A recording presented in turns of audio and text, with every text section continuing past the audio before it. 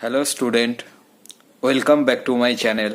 Today we will discuss question number 14 from exercise 11A. तो यहाँ पे क्या दिया हुआ है, यहाँ पे पूछा find the age 6 term from the end of the GP. ठीक है, तो इसको हम बहुत तरीके से कर सकते. तो पहले हम फॉर्मूला लगा के करते जो हमने लास्ट इंट्रोडक्शन में किया हुआ है. ठीक है, तो देखो ये वाला मेरा A1 इक्वल टू A, ये वाला मेरा A2, A3, A4 and this is L last term. ठीक है, तो यहां से मुझको A मिल जाएगा 16, मुझको L मिल गया 1/512.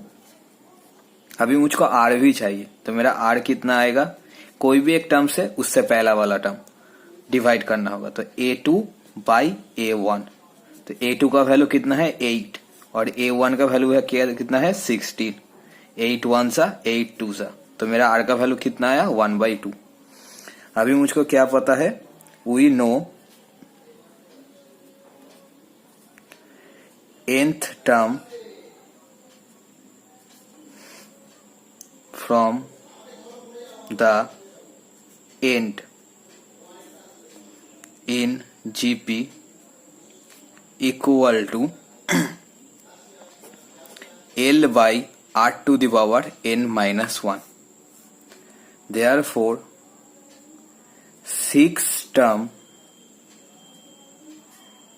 from the end in the GP equal to मेरा L कितना 1/512.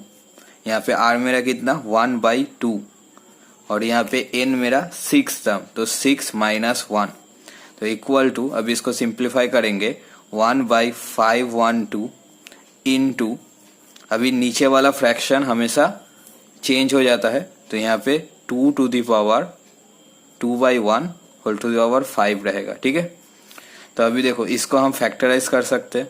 512 इसको फैक्टराइज करते हैं, 2 से 2 2 4, 5 2 10, 6 2 12, 2 से 1 2 2 4, 8 2 16, 2 से 6 2 12, 4 2 8, 2 से 3 2 6, 2 2 4, 16 2 8 2 4 2 2 2, तो 1 2 3 4 5 6 7 8 9. ठीक है, तो इसको हम नेक्स्ट लाइन में लिख सकते हैं 1/2 टू द पावर, देखो 5 तो लिख सकते हैं इनटू 1 2 3 4 5, ये चला गया. ठीक है, अभी 1 2 3 4, 2 to the power 4 into 2 to the power 5/1, तो 2 to the power 5 2 to the power 5 कैंसिल, और तुम जो एक्सपोनेंट्स का फॉर्मूला है वो भी यूज करके यहाँ पे कर सकते हो. तो मेरा आंसर आया 1/2 टू द पावर 4. ठीक है, तो इसको अगर 2 टू द पावर 4 कैलकुलेट करके लिखेंगे, मतलब 2 2 4, 4 2 8, 8 2 16, इसका मतलब 1/16. ठीक है, ये मेरा आंसर है. तो पिछले बार हम फॉर्मूला से किए थे, अभी हम लोगों को थोड़ा जो हमको उससे पहले पता था उससे करेंगे, nth टर्म से करेंगे. ठीक है, तो फिर से ये वाला मेरा क्या है A1 दैट इज A, ये वाला मेरा A2, A3, A4 और AN, क्योंकि हम लोगों को पता नहीं है ये कौन सा वाला टर्म है. ठीक है, तो यहां से A का वैल्यू मेरा कितना आया 16. अभी मुझको R निकालना है, तो R equal two similarly A2/A1 that is 8/16, 8 1 सा 8 2 सा इक्वल टू 1/2. अभी सोचो इस सीरीज में टोटल कितने टर्म है ये मुझको पता नहीं, तो मैं पहले O वाला निकालूंगा. ठीक है, मुझको nth टर्म का फॉर्मूला पता है. ठीक है, तो AN इक्वल टू 1/512, ये मुझको दिया हुआ है. अभी nth का फॉर्मूला क्या, R to the power n minus 1 equal to 1/512. अभी A का वैल्यू बैठाओ 16 और ये 1/2 R का value n minus 1 equal to, अगर इसको भी मैं एक्सपोनेंस में लिखूं तो मेरा क्या आएगा 2 टू द पावर 9. ठीक है, तो इक्वल टू, अभी 2 2 4 4 टू से 8, 8 टू से 16, दैट मीन्स ये 2 टू दी पावर 4 आएगा, ठीक है। और इसको अगर मैं 2 के बेस में ले जाऊं तो 2 to the power -n plus 1, ठीक है, equal to 1/2 to the power 9। ये कौन सा वाला फॉर्मूला हमने यूज किया, देखो, a to the power -n equal to 1/a to the power n। अगर नीचे कोई पावर है उसको हमने ऊपर में ले आया तो -9 है, तो यहाँ पे 2 टू दी पावर 1 है तो उसको ऊपर लिए तो -1 हुआ, इसलिए -1 से पूरा मल्टीपल कर दिया, ठीक है। -1 into n -n and minus से +1, समझ आया। अभी इंडेक्स वाला और एक्सपोनेंस वाला ही फॉर्मूला लगाना है, ठीक है।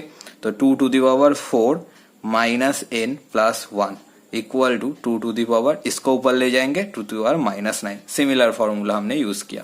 तो अभी अच्छा फिर से इसको थोड़ा सिंप्लीफाई कर लेते हैं। 2 to the power 4 plus 1 that is 5 -n equal to 2 to the power -9। तो देखो यहाँ पे बेस सेम है तो मेरा पावर सेम होना चाहिए, तो 5 -n इक्वल टू -9 और 5 -9 इस तरफ आएगा +9 इक्वल टू -n इस तरफ जाएगा +n, therefore n equal to 5 + 9 14। तो मेरा टोटल टर्म कितना है 14, ठीक है। तो देखो अभी मुझको एंड से 6 टर्म पूछा गया है, ठीक है। तो पिछले बार भी समझाया था एपी में, तो अब भी फिर से दिखा रहा हूं। देखो अगर मेरे पास 5 10 15 20 ऐसा कुछ है, ठीक है, और मैं लास्ट से सेकेंड वाला टर्म कंसीडर कर रहा हूं, तो मेरा ये वाला टर्म हुआ, ठीक है। तो ये क्या है, लास्ट से सेकेंड वाला, ठीक है, सेकेंड लास्ट। तो अभी देखो यहाँ पे टोटल टर्म 4 है, तो 4 से अगर मैं 1 माइनस करूं, उससे कम माइनस करूं, तो मेरा सेकेंड लास्ट आ रहा है, ठीक है। तो therefore 6th term from last equal to total 14 number terms है, तो 14 माइनस 5 टर्म फ्रॉम बिगिनिंग, ठीक है। तो ये माइनस करने पे कितना आएगा 5, तो 9 आएगा, तो 9th टर्म फ्रॉम बिगिनिंग। अभी देखो तो मुझको A9 निकालना है, तो पहले मैं AN वाला फॉर्मूला फिर से लिख लेता हूं, A r to the power n -1। तो similarly A9 equal to A का वैल्यू कितना है, A का वैल्यू 16, तो 16 इंटू R का वैल्यू 1/2 9 -1, ठीक है। तो इक्वल टू 16 का मतलब 2 टू दी पावर 4, 2 टू सा 4, 4 टू सा 8, 8 टू सा 16, हाँ। और ये मेरा आया 1/2 टू दी पावर 8, माइनस करने पे 8 आएगा, ठीक है।